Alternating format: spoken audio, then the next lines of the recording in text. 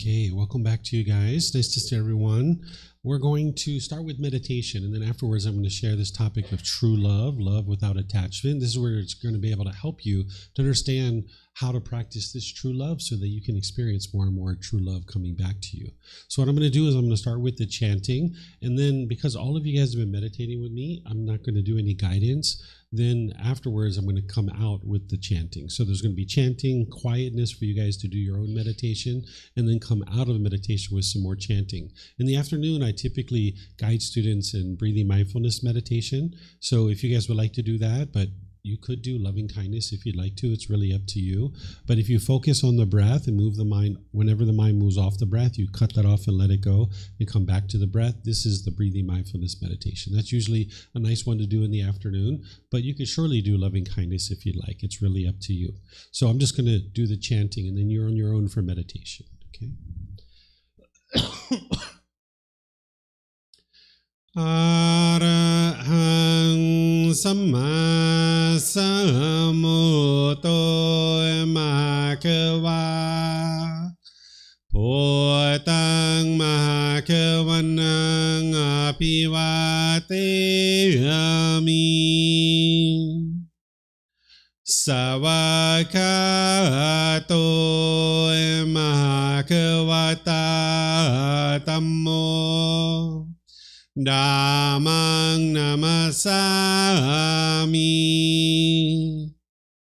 Supatipanno mahakavato Savaka Sangho Sanghang namami Namo rasa bhagavato arahato samma sambuddhassa. Namo rasa bhagavato arahato samma sambuddhassa. Namo rasa bhagavato arahato samma sambuddhassa. Iti piso mahakava arahang samma sambuddho Vicacaranang sammuno Sakato rokavitu Anutero porisa Dhamma sati satatawa manusrang Bhutto Bhagavati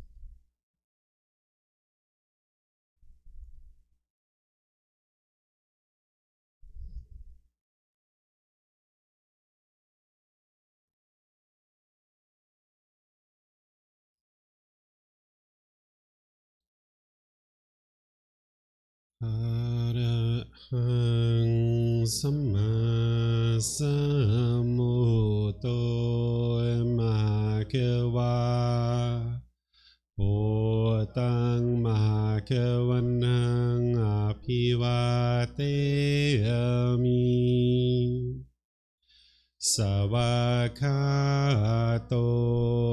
Mahakavata Dhammo Dhammang Namasami Supatipano Mahakavato Savaka Sangho Sanghang Namami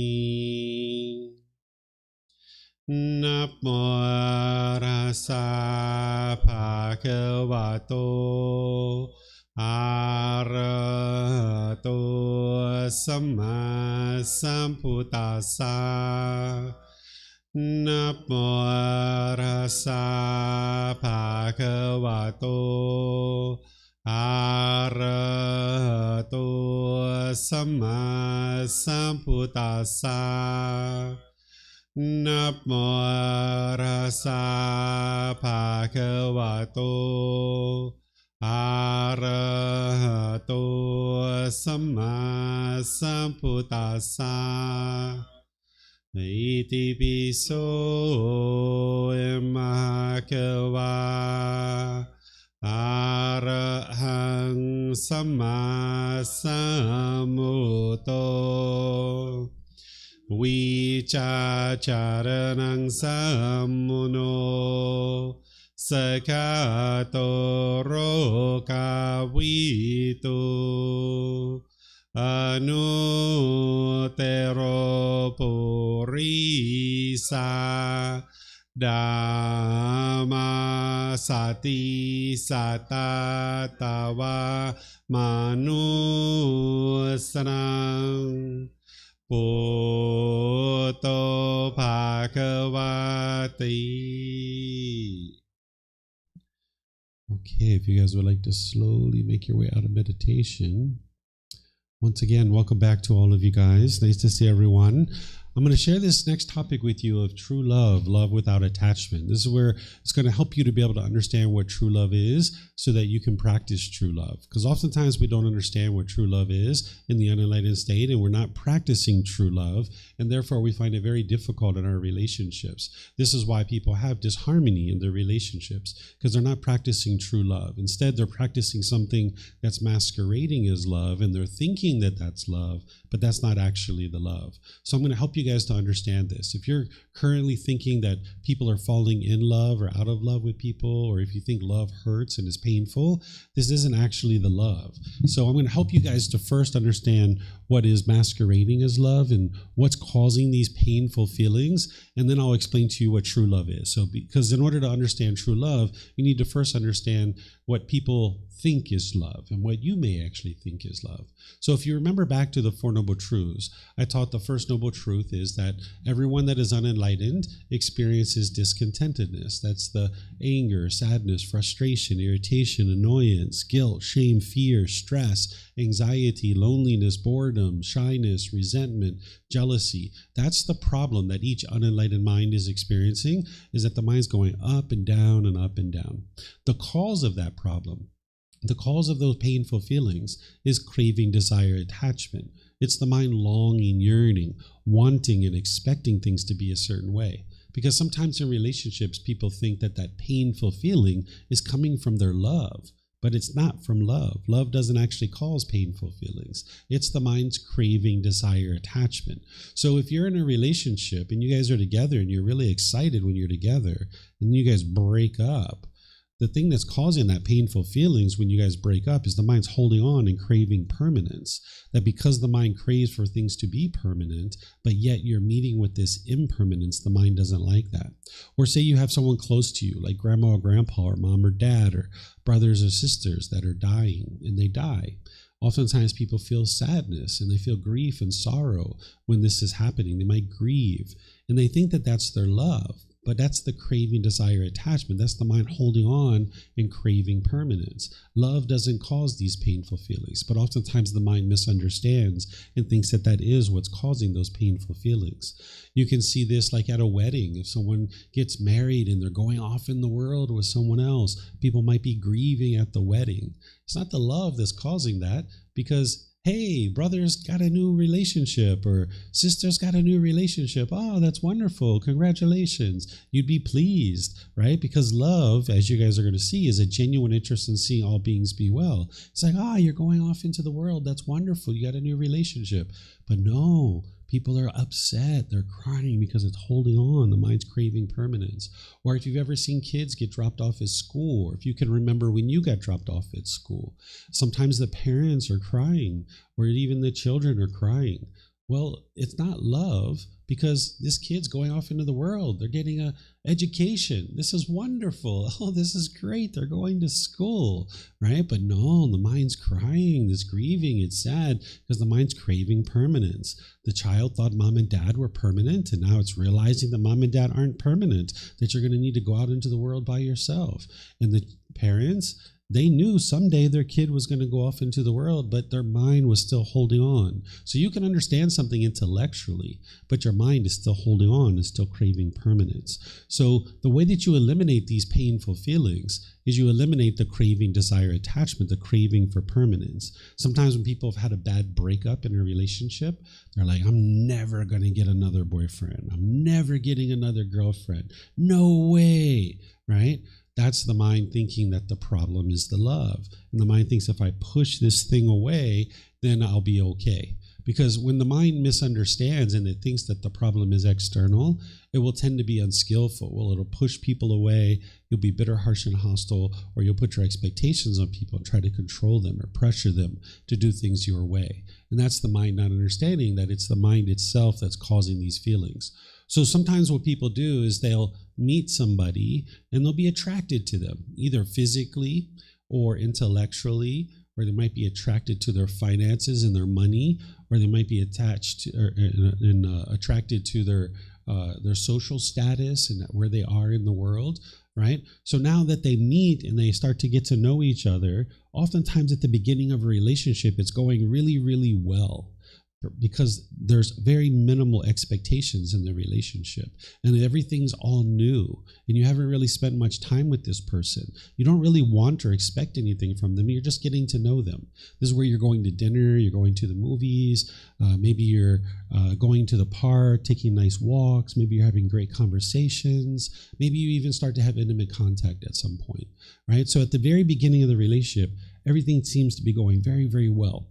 But then over time, as the relationship continues, your expectations grow. You want more and more and more from this person.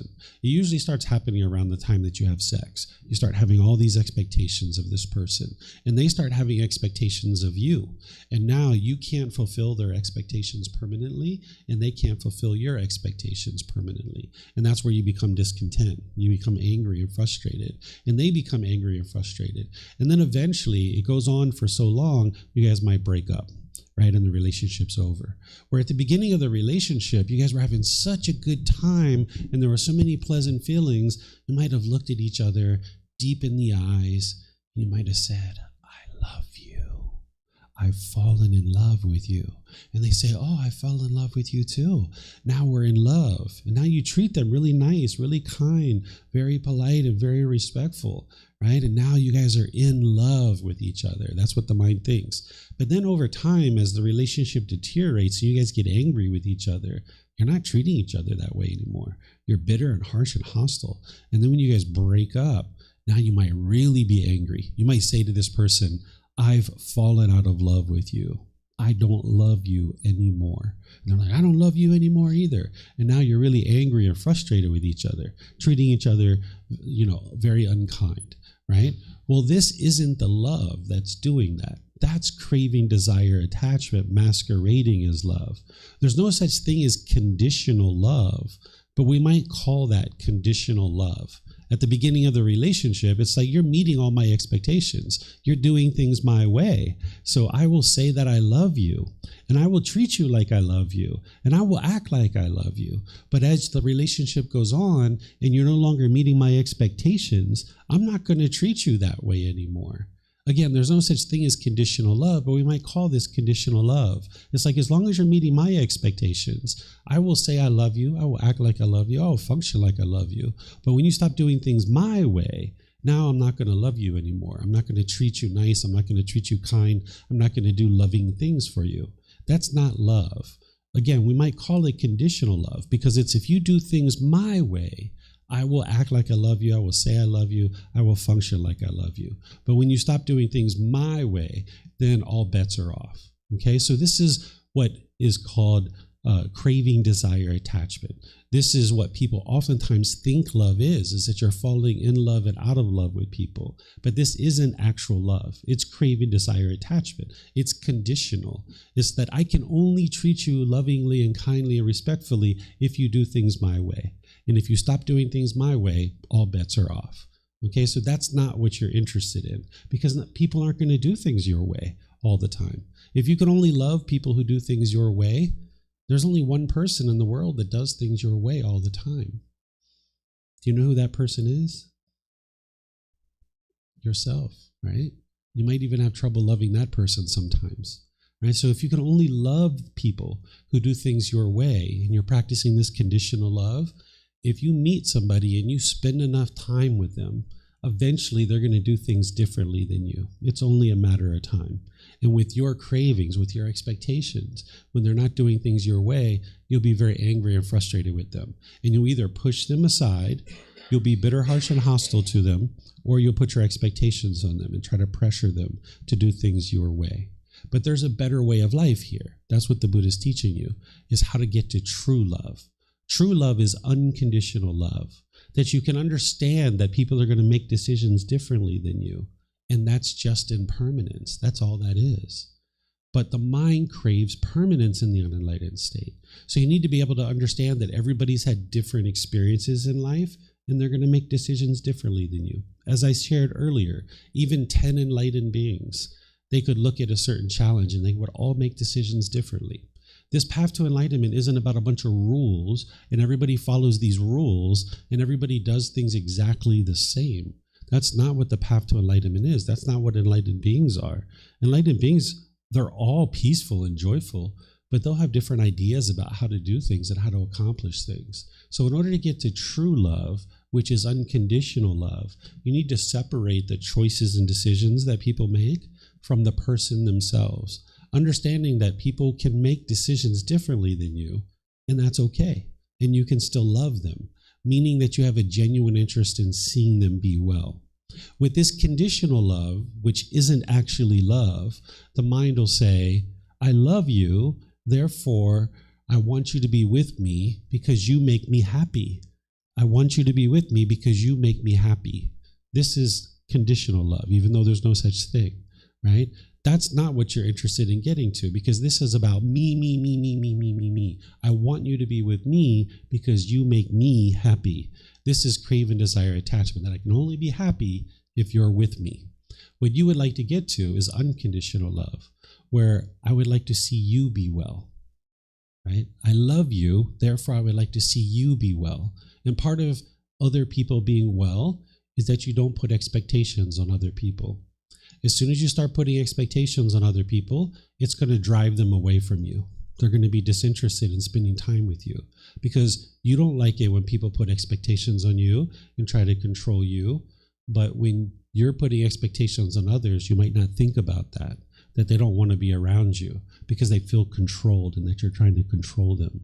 So oftentimes, because of a mind's craving, desire, attachment, you'll see somebody struggling in the world. You'll see them struggling with some decision. And because of your craving that you want them to be permanently peaceful and permanently happy, you will then try to step into their life and make decisions for them and tell them how to do things because you want them to be a certain way. And you think that's what's going to get you to be happy, is if they're happy, you are happy.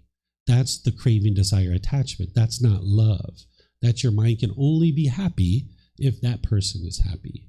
That's the dependency. In modern psychology, they call this codependency, that your mind's happiness is dependent on somebody else's happiness. And now with this contingency in place, now you can't be happy unless the other person's happy. This isn't your love. This is your craving, desire, attachment. So you need to restrain your mind and not put expectations on people and try to control them or pressure them to do things your way. Understanding that to love somebody is to step back and let them make their own decisions, even if those decisions are different than yours. And understand that that's okay, that they make decisions differently than yours. But with the mind's ego, it's going to think my way is the right way and everybody else's way is the wrong way. And I've got to get this person to do things my way. And if they don't do things my way, then they're not doing it the right way. So you need to separate the choices and decisions that people make from the person themselves, where you can love the person, meaning you have a genuine interest in seeing them be well while disagreeing with their choices and decisions. I usually ask this question when I'm teaching this topic, and I think I might have asked you guys this last week too, but I'll ask you again. How many of you guys agreed 100% with everything your parents ever did in all the decisions that they made in their life? Anybody? I'm just raising my hand to show you guys what to do, because I didn't agree with my parents. Did you agree with your parents 100% with every single thing they ever did? No?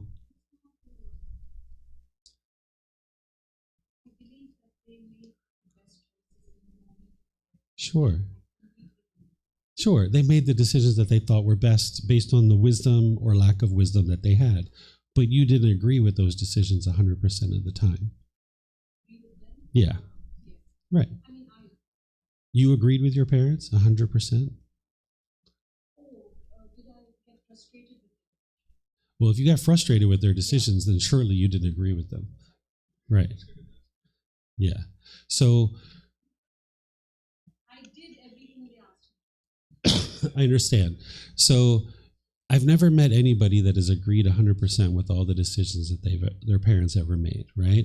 So this shows you that you're going to disagree with people, even someone like your parents. You're going to disagree with them. And if you can only love someone who you agree with, then you can only love yourself. And you might find that to be difficult sometimes because you put expectations on yourself, right? So you need to get to the point where you separate the choices and decisions that people make from the person themselves. Understanding you can disagree with their choices and decisions. And disagreement doesn't mean disrespect. It just means that you disagree, right? And you don't have to tell people that you disagree with them necessarily. You just know that, okay, mom and dad are choosing to do things that way, and that's their choice, right? They're going to maybe be struggling. They're going to maybe be having difficulties.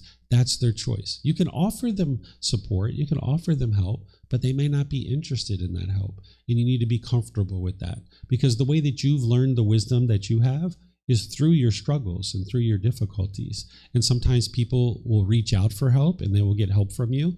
Other times they're looking to do it themselves, and part of that struggle that they're experiencing is the way that they're going to cultivate wisdom. If your mind has attachment, you will struggle when they are struggling, but it's not your love. It's your craving for them to be a certain way. Love is a genuine interest in seeing all beings be well, right? Just a genuine interest in seeing them be well, understanding that they are responsible for their own wellness. You're not responsible for other people's wellness. Oftentimes people adopt that expectation of themselves that they're responsible for others' wellness, where this isn't actually true. Each individual being is responsible for their own wellness. But if you burden yourself with other people's wellness, now you're having craving, desire, attachment, thinking that you're responsible for other people. And now you're going to maybe try to step in and try to change what other people are experiencing. So you need to watch your ego, because your ego is going to want to jump in there and try to tell people what they should or shouldn't be doing, understanding that there's more than one way to do things in the world. So at the height of this, you could get to the point where someone could literally murder your mother and you wouldn't be angry. Doesn't mean you agree with what they've done. It just means that you aren't craving and having attachment, having expectations, and wanting this person to be a certain way. Sure, part of that love is maybe they need to go to jail. Maybe they need to go do some programs to rehabilitate themselves. But the anger and the hostility that you experience in that situation isn't because they murdered your mom.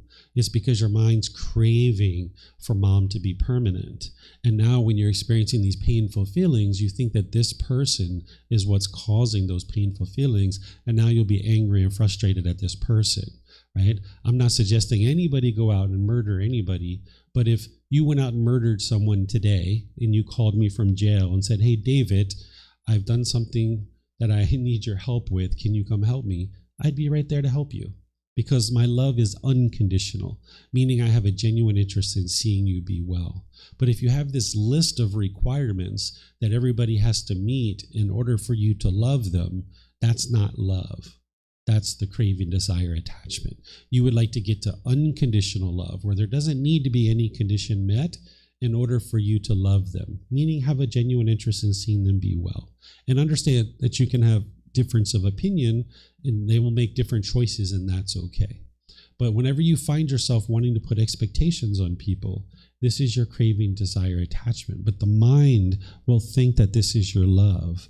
You'll say that you care about this person and you don't want to see them get hurt, or you want to help them with this or that.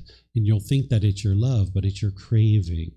So let me just stop here and see what questions you guys have, because oftentimes people are thinking about relationships that they're having as I'm talking about this, and you start seeing how many of your decisions might be motivated by craving, desire, attachment, wants and expectations in your relationships, where you've got to step back from that, because otherwise you're going to sabotage your ability to have a harmonious relationship.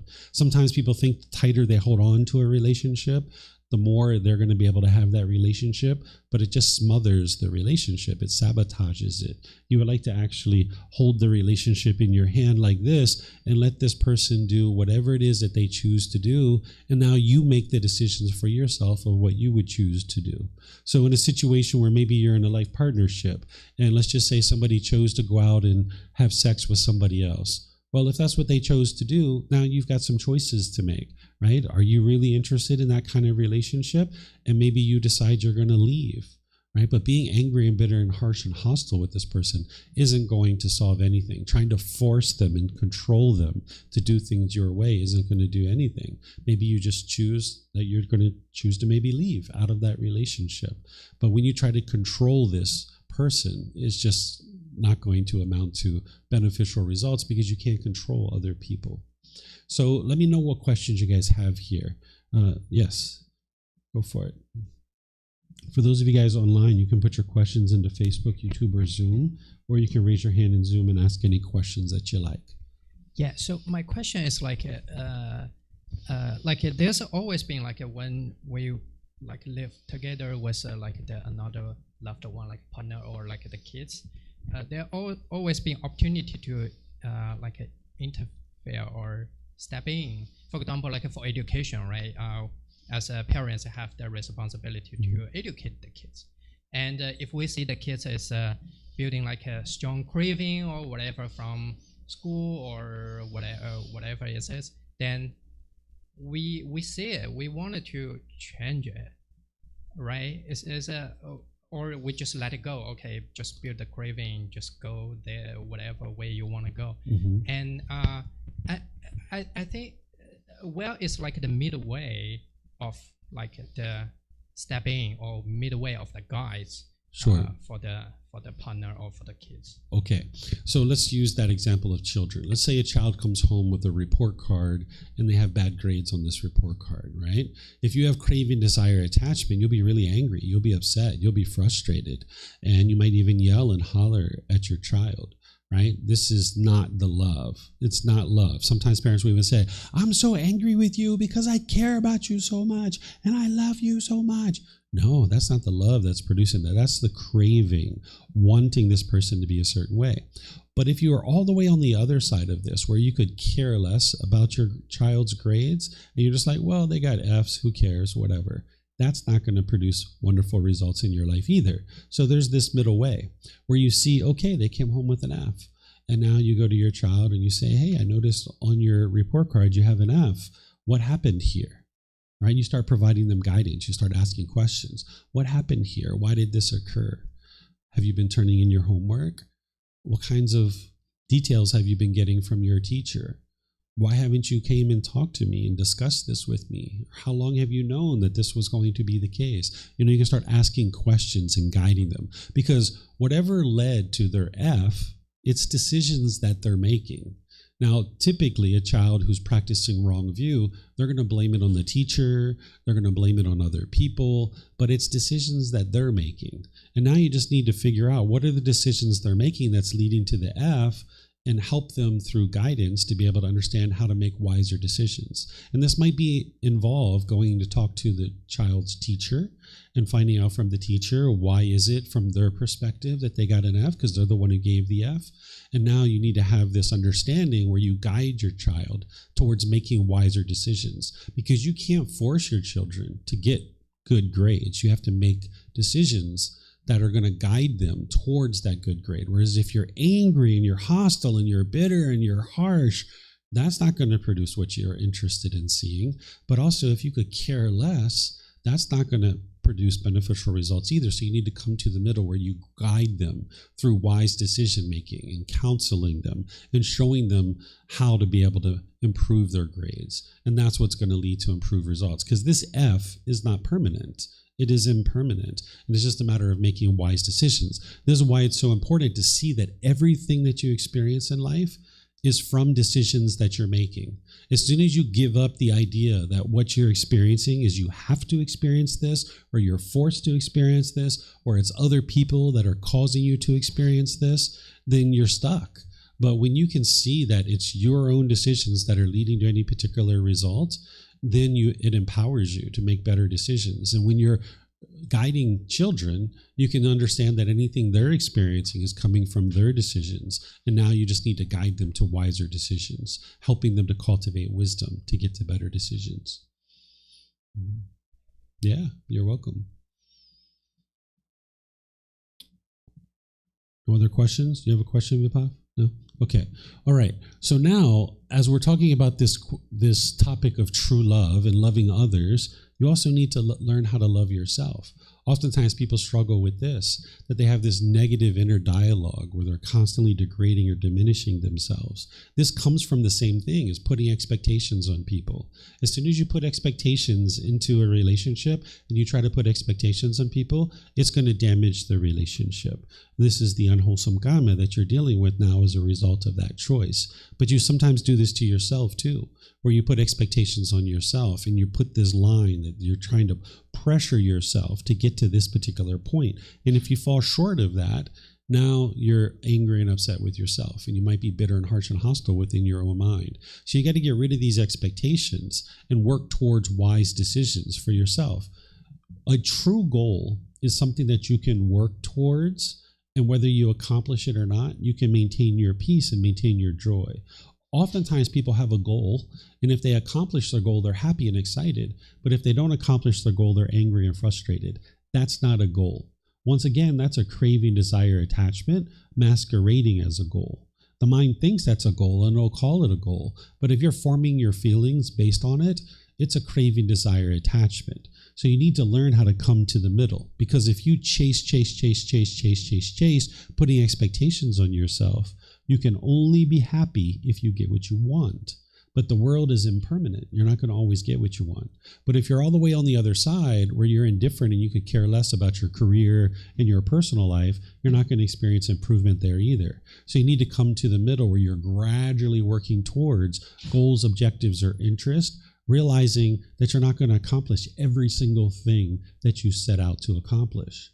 That's not what's going to happen in your life. You're going to set goals sometimes and you're going to accomplish them. And other times you're not going to accomplish them. That's impermanence. But if you're working your way towards a true goal, not a craving, desire, attachment, but if you're working your way towards a true goal and you're, say, 80% of the way there, you can look at that and say, okay, well, I'm 80% of the way there. I could add more time to this. I could extend my timeline, right? And now that'll help me to accomplish this goal. Or I could add more resources, and this will help me to accomplish the goal. Or, you know what, I'm fine with the 80%. I don't need to go any further. And now you can maintain your peace and your joy. But if it's a craving, desire, attachment, you can't do that. You can only be happy if you get what you want. And you're not going to get what you want all the time because of impermanence. So the way that you love yourself is you knock down these expectations and instead make wise decisions towards accomplishing goals, objectives, or interests that you can pursue with ambition, with enthusiasm, but without craving, desire, attachment. Right now in the unenlightened state, oftentimes people are chasing after things, and they can only do that as long as they have craving. But your cravings will burn out, and you'll kind of give up on that thing, right? Whatever it is that you're pursuing. This is why you've maybe had certain hobbies or certain activities that you've been doing for a period of time, and you were very eager to do it, but then you just kind of gave up on it. Right? Because your craving, desire, attachment burned out. Or maybe you were so excited about a certain job and you were working so hard towards that job. And then at some point you're just like, I don't even like it anymore. Right? And you just kind of gave up on it. Now you kind of drag yourself to work each day. That's because of craving, desire, attachment. And that's usually how an unenlightened being motivates themselves, is through craving, desire, attachment. But that's a false sense of motivation, because you can only have that motivation as long as there's craving, desire, attachment in the mind. When that craving, desire, attachment burns out, the mind will give up on that thing. Or if you start craving something different other than that particular thing, right? But then again, if you swing all the way to the other side where you could care less about what's going on in your life, you're not actually experiencing improvement there either. So you need to learn how to come to the middle where you can have enthusiasm and ambition and motivation to work towards a certain goal, but without craving, desire, attachment, through making wise decisions one by one, day by day. If you ask me, I think the Buddha was one of the most ambitious people that there are. 2,500 years ago, he had the goal that his teachings would reach the entire world, right? But he spoke a language that was very regionalized, just for one particular local area. His teachings were never going to reach the world during his lifetime, and he knew that, right? It wasn't going to be until much later that his teachings would reach the entire world. But he had this goal that he was working towards that he was never going to accomplish during his life. But it's through what he did during his life that set in motion the ability of that goal to come about 2,500 years later. Because now his teachings are reaching the entire world. Because now we have a language, an international language, that the teachings can reach the entire world. It's very easy to travel physically. Like during his life, it wasn't so easy to travel physically. And then also you can now send information around the world by just pressing a button. We have the internet. We can send books all the way across the world in the blink of an eye, which didn't exist during his lifetime. So we now have the ability to be able to share his teachings across the world. So this was one of the most ambitious goals, to think 2,500 years ago, you're going to share your teachings around the entire world? Really? Right? So he was basically working towards a goal that he knew he was never going to be able to achieve. But he maintained that enthusiasm, that ambition, that motivation from the age of 35 until he died at the age of 80. His very last words was a teaching, right? So he was teaching all the way to his last breath, right? So you can't maintain that motivation when you base it in craving. So your mind needs to learn how to have motivation, enthusiasm, and ambition based on wise decisions, not in craving, desire, attachment. And that's going to help you to be able to love yourself, because you're not putting expectations on yourself and trying to pressure yourself to do these things. You also need to be able to get to the point where you have love and appreciation for your parents, because oftentimes we have hostility and resentment towards our parents. I know I did when I was growing up, because we have all these expectations for them and they don't meet those expectations. And then we're frustrated and angry and irritated about that. So you need to get to the point where you have love for your parents and your caregivers, where you understand that they made decisions differently than you, but they made the decisions that they thought were best at that particular time, right? That they had whatever wisdom they had, and they made whatever decisions they thought were best at the time. And now maybe you have different wisdom than they have, or maybe they even have different wisdom than they had when they were first raising you, right? So if we let go of any expectations that we have towards our parents and caregivers, now we can just love them as they are, because that's what true love is to love someone as they are, not wanting or expecting or trying to pressure them to be different than they are, but instead to just love them as they are, understanding that their choices and decisions are going to be different. So if you can at least get to the point where you understand you disagree with your parents' decisions, that's okay. But just at least have appreciation and gratitude that they gave you this life and that they nourished you with food and maybe some education. Maybe there's clothing and shelter and medical care, enough to the point where you've become an adult now and you can accomplish those things on your own, right? Where oftentimes we don't have that appreciation and gratitude, but our parents did this very best thing for us, which is to be able to bring us into this world. And the Buddha has some very detailed teachings on these types of things that I can share with you guys if you like. And then there's life partners, that oftentimes we have a lot of struggles having love for our life partners. That craving, desire, attachment makes its way into the relationship, and now there's a lot of disgruntledness and frustration in the relationship. You need to be able to see if your mind's putting expectations on others and trying to control them. You need to pull that back and not allow your mind to do that, because that's what your mind's going to have a tendency to do because of your cravings. You're going to want to make this person do things a certain way. And your mind thinks that that's how you're going to get to happiness, is to get this person to do things your way. But the better approach is to let this person make their own decisions and not put expectations on them and try to control them, so that way you guys can love each other as you are, unconditional love. So just so you know, so I'm going to stop here and see if you guys have questions. Just so you know, with all these topics that I teach you guys, I usually teach to a certain level of detail, and then I just wait for you guys to ask questions. If you guys ask questions and you'd like to penetrate deeper into it, then I talk with you deeper. Because if I talk to you about every single thing I know about every single topic, we'd be here for years talking about this stuff. Right? So usually what I do is I just introduce a topic like this, talk to a certain level of detail, and then I just see what questions you guys have. And if you'd like to penetrate into it more, then we talk about it in more detail. So do you guys have any questions on any of these topics related to true love?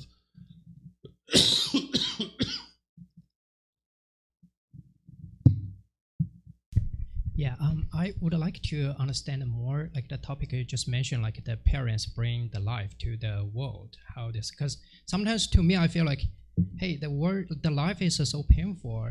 Like I don't want to even come to this world, and yeah, like my parents just bring me here, unfortunately. And yeah, that's not the perspective that's going to promote the best success for you. Yeah, okay. Yeah, I know. Then, and also I'm thinking, okay, then I don't want to bring, because this is a painful life, and I don't want to bring another one to this world. Okay. Yeah, so this is like sometimes I think in this way. So I like to learn your thought, because you just mentioned that. I think yes, okay. This is to the topic. Okay, so because you chose not to get to enlightenment in your last life, there was this new mind that was produced. And this new mind needed a existence to come into the world to be able to then have an opportunity to get to enlightenment. So your parents provided you the opportunity to come into the world now as this human being, where you have the ability to be able to get to enlightenment.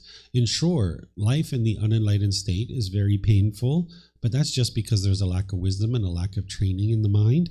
So your parents did the very best thing that could ever happen for you, is they provided you the opportunity to come into this world.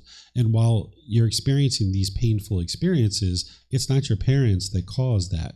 The causes and conditions that led to this life is from your previous life, that your mind didn't get to enlightenment in your last life. So that new mind, it needed to find a body. And if it wasn't this one, it would have been a different one, or a different one, or a different one, or a different one. It was going to come back into the world at some point. And your parents chose to reproduce and have a baby. And now when they brought you into this world as their child, you experienced certain things. And they were able to clothe you, feed you, educate you, give you shelter, give you medical care. And now as an adult, you can provide those things for yourself.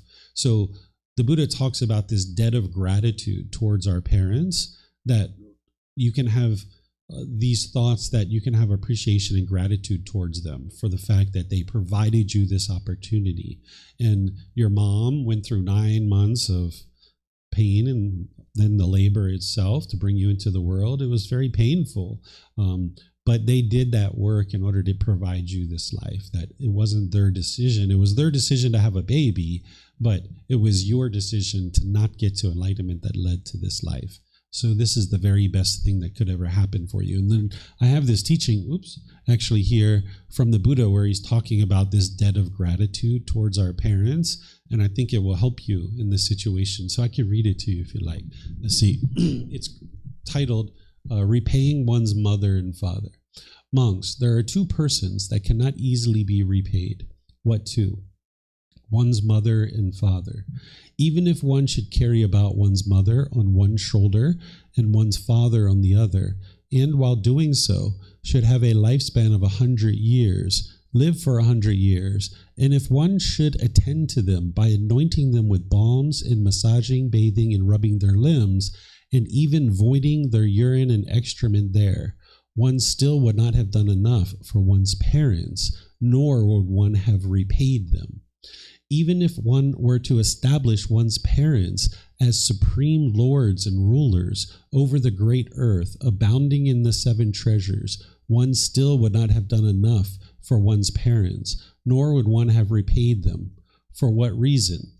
Parents are of great help to their children. They bring them up, feed them, and show them the world. So I'm going to pause there, right? So whenever you're learning these kinds of discourses from the Buddha, it's actually helpful if you kind of close your eyes and you kind of envision what it is that he's sharing. Is that if you literally had your mom on one shoulder and your dad on another shoulder, and you carried them around for 100 years, massaging them, bathing them, rubbing them with ointments, cleaning up their urine and their excrement and all these other things, or you establish them as the supreme lords and rulers with all these treasures, the Buddha is saying, you haven't done enough for your parents because of this debt of gratitude of being able to come into this life, and now you have this opportunity to get to enlightenment. But here's what he's saying, the way that you can repay your parents for this debt of gratitude. Because no matter what material things you give them, that pales in comparison to what he's going to suggest here.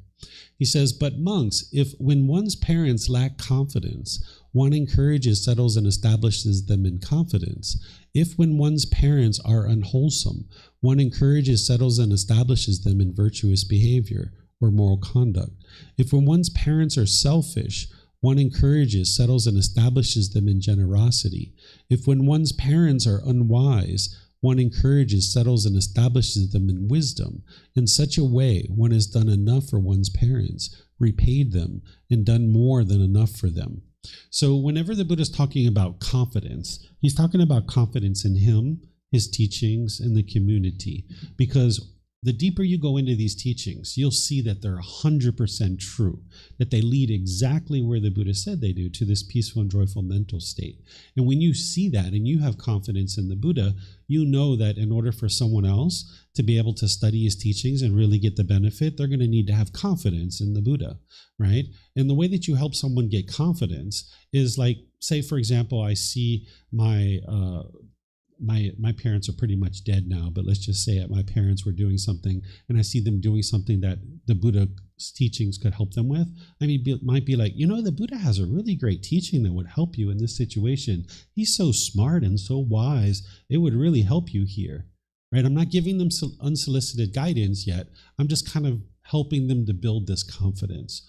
Or they might say, wow, David, over the years, you've really changed. You're so much more peaceful than you used to be. Yeah, that's the teachings of the Buddha. They sure do work, right? So you're kind of helping to establish them in confidence. That's what that means. Then he says, when one is unwholesome, you encourage and settle and establish them in virtuous behavior or moral conduct. Because you might see your parents doing things that are unwise, like stealing or having sexual misconduct or lying or taking substances that cause heedlessness. Because sometimes the children gain more wisdom than the parents over time. And now you need to find ways to humbly help your family to be able to see the things that they're not seeing. I grew up with my grandparents a lot. I was with my parents, of course, but I spent a lot of time with my grandparents. And my grandparents grew up in like the 1920s and 30s in the USA, and it was a completely different world back then. There were water fountains for one color of skin, another water fountain for another color of skin, and certain color people would go in the front door and other people would go to the back door. So they grew up this way, and their mind was conditioned to think a certain way. And my grandfather fought in World War II, where he was killing Japanese people during the war, right? So they had a certain perspective of ethnicities that was different than what I had. So when I would see them kind of say certain comments that were unwholesome about other ethnicities, I would kind of speak up politely and kindly and kind of maybe help them see another side of life, right? And slowly but surely they were able to see that, and they were able to see that their way that they had grown up was unwise, and they started to change the way that they thought about the world. Then the Buddha talks about when they're selfish, that you establish them in generosity, because you get to the point where you understand how generosity helps you to eliminate craving, desire, attachment, and you'll know that that's important for other people too. So where you see your parents are selfish and holding on to things, you might encourage them to be generous and things of that nature. And then where you see that they're unwise, you help them to establish themselves in wisdom. So this confidence, this wholesome moral conduct, this generosity and wisdom is what's going to lead to the elimination of discontent feelings. And that's the very best thing you could ever do for your parents. And that's why the Buddha says that's how to repay your parents, is to help them to be able to get to that point. Because no matter what material possessions you give them, it pales in comparison to being able to help them to gain the wisdom of it, what it takes to get to enlightenment. And the way that you would do these kinds of things is you need to do it in a way that is not where you're giving unsolicited advice, right? So I'll tell you how I did this, like with my sister. My sister, I used to see her sometimes doing things that were unwise, or maybe she was struggling with something. I wouldn't just rush in there and start telling her what she should or shouldn't be doing, because that would be ego and that would be conceit, right? Instead, I would be like, well, oh, wow, I see that you're really struggling with that. Yeah, I understand why that's difficult for you, because she would be telling me certain things in her life. And I would say, yeah, I can see why that's very difficult for you. The Buddha has some really great teachings that would help you in this situation.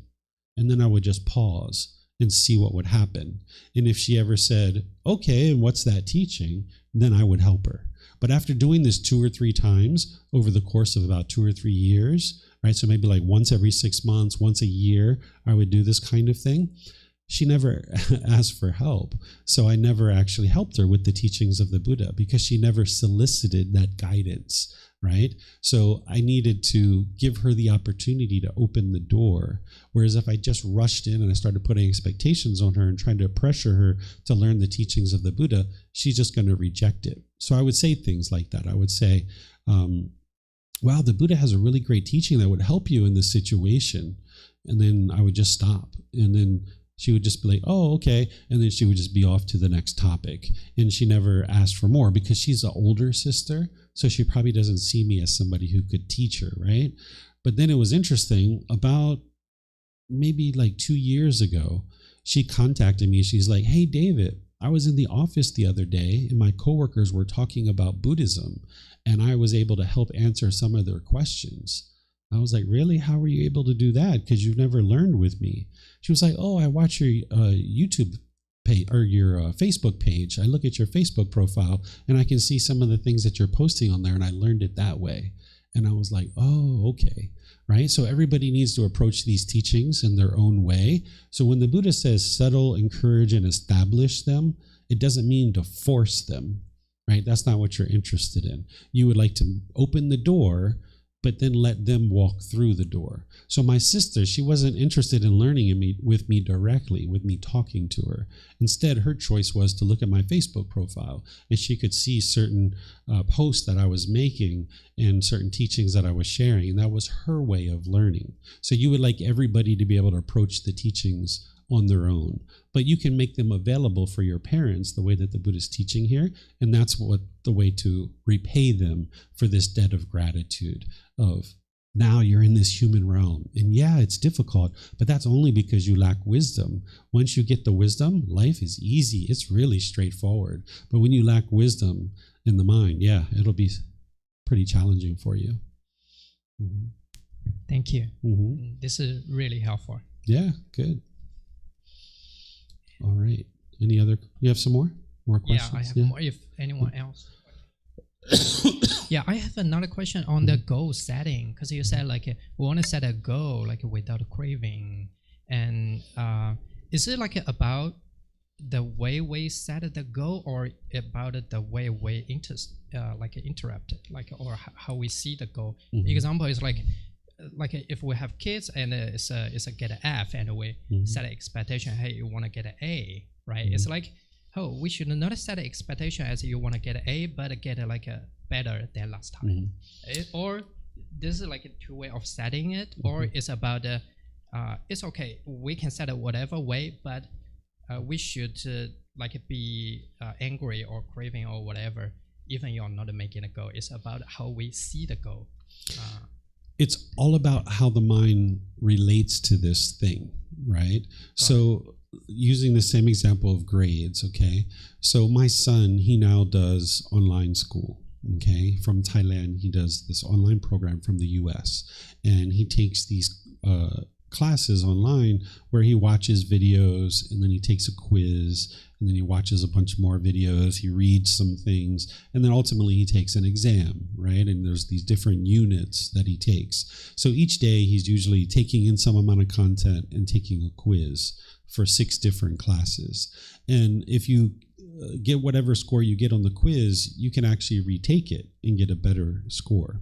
So one of the things I shared with him is that when we first started doing this program, I said, I think you could probably get all A's in this program because they're letting you retake quizzes and stuff like that. That should be really easy for you to get all A's in your classes. And he was like, yeah, I think I could too. And I said, well, I'll tell you what, this is what I would suggest, is that you take all the quizzes and the exams and all this stuff, and if you ever score less than 90, just retake it, right? And you can just retake it. So he agreed. He thought that would be a good idea. So that's what he started to do. And that's the plan that I kind of shared with him. But do you think he does that in every single situation? Of course not, right? Because of impermanence, sometimes he gets 70s and 80s and 85s, and he doesn't retake it. So I just kind of look through, because I can see all the grades, and I just look through it. And if his grade's starting to get close, if it's going down towards 90, I will just let him know. I'll be like, hey, look, your Spanish grade is looking like it really needs some help. I see that you got some 70s and 80s there, and you didn't retake it like our plan is. What do you think? Do you think you should retake this to get your grade back up? And he's like, yeah, I think I should do that. And I was like, all right, well, if you need help, just let me know.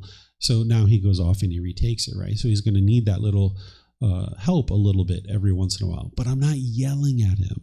I'm not trying to force him or control him. I'm not telling him how bad he is as a person, right? Whenever I talk to him, I'm talking about his choices and decisions. I'll say, this decision that you're making is unwise, or this decision that you're making, it could be better. I never degrade him as a person, right? So we're always talking about his decisions. Whereas if I had a craving for him to get all A's, when he is less than that, I would be angry and frustrated. And now it's going to produce different type of relationship. But like I said, if I was all the way on the other side where I could care less, I'm not going to be looking at his grades and giving him the guidance that he needs. So we've got this kind of general guidance that if he scores less than 90, he retakes it. But in some situations, he doesn't do that. And I let it go for a few days, and sometimes even a week or so, just to see if he goes back to actually do it. And then if he doesn't go back and do it, that's when I'll bring it to his attention, just through a conversation. Sometimes I say, hey, I noticed your algebra, you're having some low grades there. That's pretty new. You used to have pretty good grades in algebra. And he's like, yeah, it's gotten into a more challenging topic. And I was like, well, what's your plan with that? I saw you got some 70s and 80s. What is your plan? He's like, oh, I'm going to retake it, but I'm going to wait until Friday. I'm going to go all the way through the whole week, and then I'll redo it on Friday. And I was like, okay, that sounds like a good plan. But then, of course, I need to check on Monday to see if he did that, because there's a good chance he didn't do it, right? So you need to be able to guide your child or guide your employees or talk with people like this in a friendly way, where when you have craving, desire, attachment, you won't be able to do that. You won't be able to be gentle. So if you have a goal, you can work towards it. It's about how your mind is working towards this and how you relate to this thing. I don't know, have you ever heard me talk about the bottle of water and going hiking before? You have? You've heard me talk about that? Okay. So you can see that it's not the object itself, right? It's how the mind relates to this object. So you can say, hey, I would like to, buy a new house, right? You would like to, or actually, I know you're unemployed. You're probably looking for a new job, right? Maybe you set a goal for yourself that I'd like to have a new job by May 1st, right? And now you're making all these wise decisions to work towards it, but you don't get it. Now it's May 1st, May 2nd, you don't have a job. Instead of being angry and frustrated, you just keep making wise decisions towards that goal.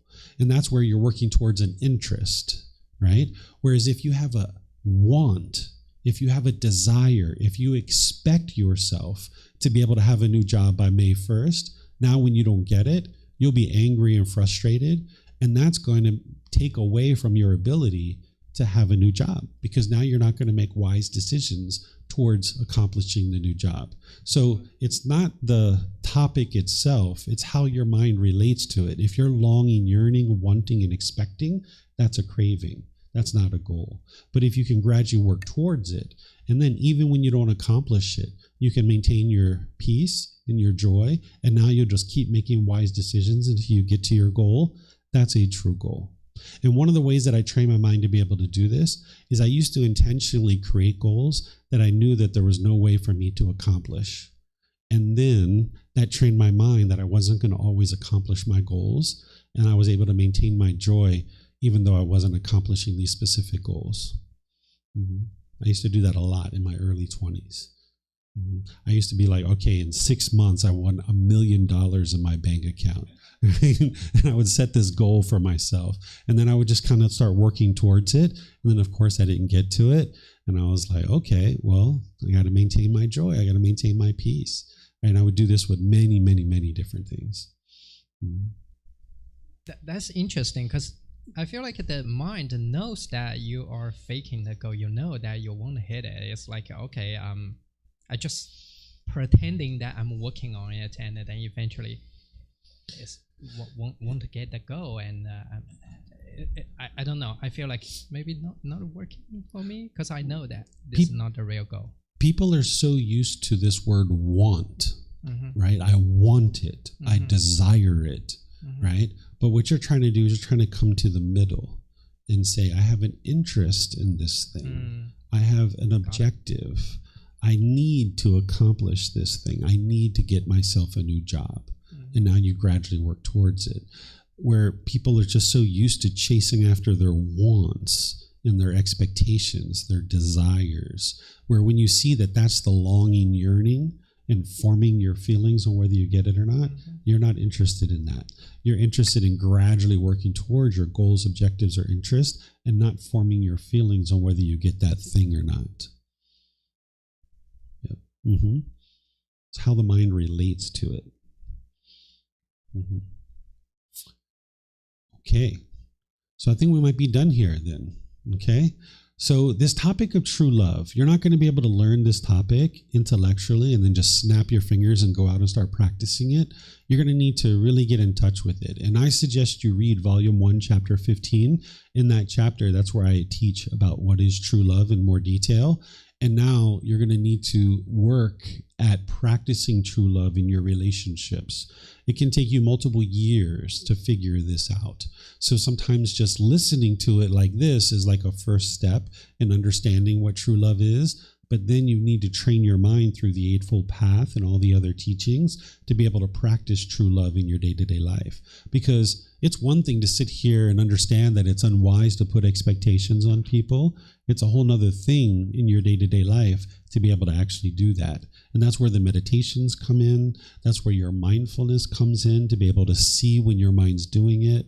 That's when your right effort comes in, to be able to apply effort to eliminate that when you see your mind's trying to put expectations on other people. So there's going to be all these things that your mind's going to be naturally inclined to putting expectations on people and trying to control people and force them to do things your way. And you need to be able to see that that's unwise. It's just going to drive people away from you. And now, more and more, bring your life to this middle way where you can be comfortable with other people's decisions, even though you disagree with them. And this is going to be a practice of true love. And it's going to take you time to be able to do that in each one of your relationships. Okay, so let me show you guys what we're going to learn tomorrow. Tomorrow we're going to start out with loving kindness meditation, just like we do each day. Then I'm going to teach you practicing in the world of the unknowing, relationships with non-practitioners. There's a bit for me to teach you there.